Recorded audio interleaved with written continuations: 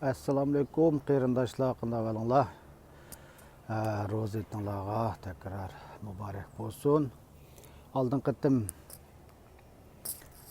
mau yumg'oq sut, ya'ni osh kuki to'g'risida chiqarib qo'ygandim. Endi 4-5 kun oldida 12 Luqman akimning qog'ishi uchrab ketgan deb hikoyasi botdi. Shuni izah etsam yomonjiqga.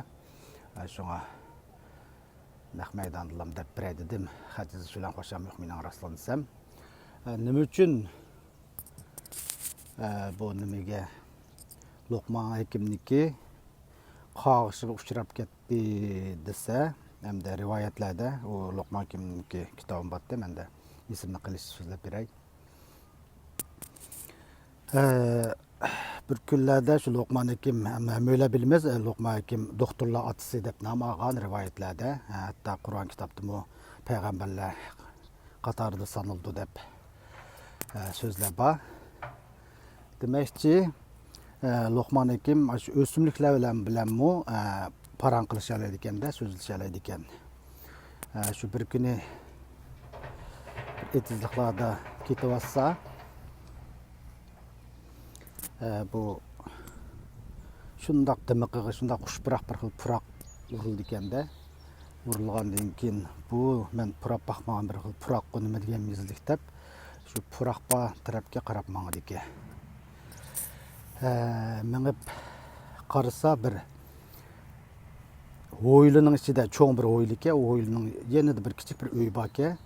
Uyniki oldida bu suqda demdik. Bu suqda bir mo'may bir navrisidek bir kichik balon o'ynatib turibdi.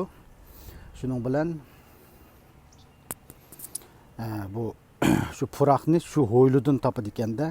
Shuning bilan Luqman akim shu nimaga berib yumg'oq sutni yeniga kelib so'raydi ekanda. Sen nima degan tatliq isil puraysan, sening isming nima, odamlarga qanday foydali tarafing bor, ziyonli tarafing bor deganlarni so'raydi ekan. So'ragandan keyin mening ismim shu oshkuk bo'ladi degandek rivoyat qo'y, o'zimning his qilishi deb beryaptim. Mening foydali taraflarim, ziyonli taraflarim degandeklar deydi ekan. Uni desam bakji, qanday qarindoshlarim yozibdi shu meniki Facebook betimda. Demakchi, endi eng asosli uning askartkini miqdori. Miqdoriga qattiq diqqat qilish kerak. Meni siqib, suyimni chiqarib, ishqizib bersam, shu qizitma bo'lib, ichib surib ketganlar bek foydali qildi. Miqdori bek muhim, oz miqdor bo'lish kerak deganda. Degandan keyin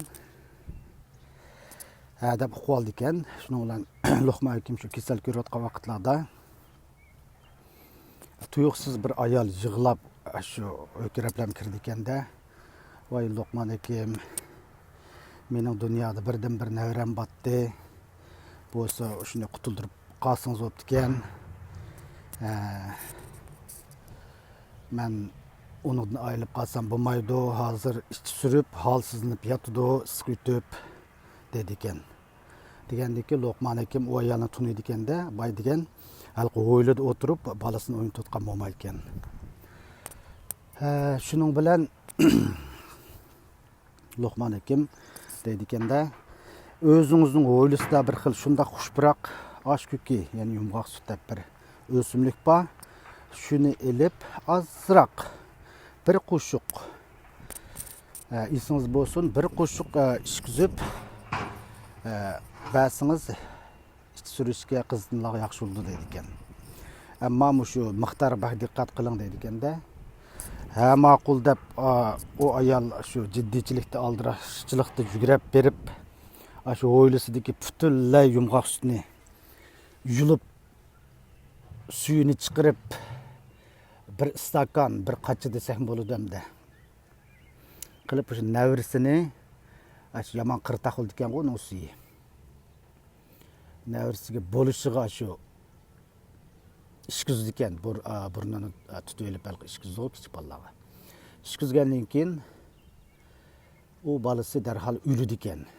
O'lgandan keyin bu Luqman akim meniki navramni o'ltadi deb Şu zaman yügürep berip Luqman Hakim kesel görüntü vaqtida geli kesildiken beripla. Sen muşnaq degentin mening nevrem ülep qaldı hem qandaq qilman dep. Qandan keyin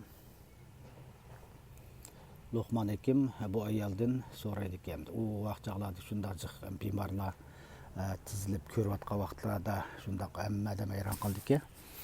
Shuning bilan bu Luqman Hakim deydi ekan, siz qanchalik berdingiz miqdorichi desa deb bergandan keyin siz men deganni qilmabsiz. Men sizga bir qo'shiq o'yapmiz, uningdan oz bersiz deb shundaq eskartgandim, miqdoriga diqqat qiling degandim. Bu bakji qilib ketsa, o'tni yer bitidi. Şuna canğa cenin ep ketidi. Şuna men degan bu qilmabsiz deb tushundirish beribdi. Demakchi buniki hamda qarindoshlarım ko'pinchalar yozibdiq. Ham oxiri xil qiziqarli rivoyat qatorida shunga mushunchalik so'zday. Demakchi hamda buniki miqdor alayda diqqat qilsak bo'ldi ekan deganni o'yladim. Men hamda o'simliklarni masalan bizning milliy tibobat, Xitoy tibobatlarida bak tadqiq qiladi. Ben garipçi davalashını öğrengen, müşakillardan qiziqib hamda. Hem böyle bilimiz bu yemek içmek, müşna ösümlüklerninki derhal ta'sir qilishini umid qilamiz. Şunlaşqa men mashna o'ylatdim. Ammo ba'zi bo'lib mush yumg'oq sut kelgan chaqda men yozib qo'ygandek bir qerinishimizga qattiq ta'sir qilishqa shuni to'xtatib o'tdik. Demakchi, zahar tozalash kuchi bak kuchlikka, ammo miqdori bak muhimga. Shuni deb qo'yay dedim. Bu demse bugün Toronto'nun havasına ait güzel, hemmelerinin her vakti hayırlı olsun.